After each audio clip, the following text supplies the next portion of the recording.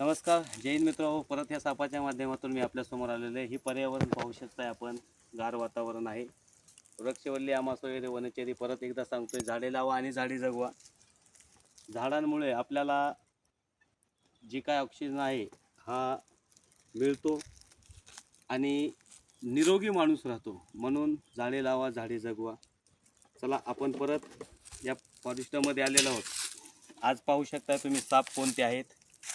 हे साप आहेत, जोडून दाखवा। हे नॉन विषारी आहेत, म्हणजे ह्याला गवत्या साप कोणी म्हणलं जातं।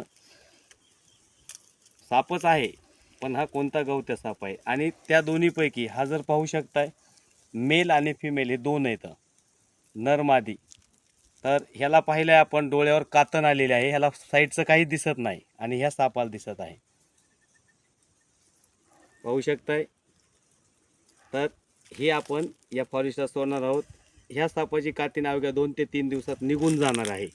पाहू शकता याचे डोळे, ह्या डोळ्यावर असा पडदा आल्यामुळे सापाला काहीच दिसत नाही, अंधत्व होतं, म्हणजे साप साईडला कोण आहे कोण नाही काहीच नाही कळत। आता याची कातीन 2-3 दिवसात निघणार आहे। आपण ह्या पर्यावरणामध्ये हे साप सोडत आहोत, बघू शकताय तुम्ही।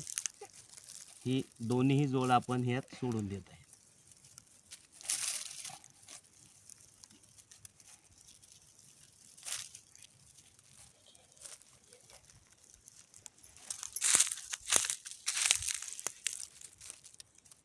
एकदम सायलेंट आहे हा साप, एकदम दमाने आणि नॉर्मली जातो, नॉन विषारी गवत्या साप म्हणलं जातं।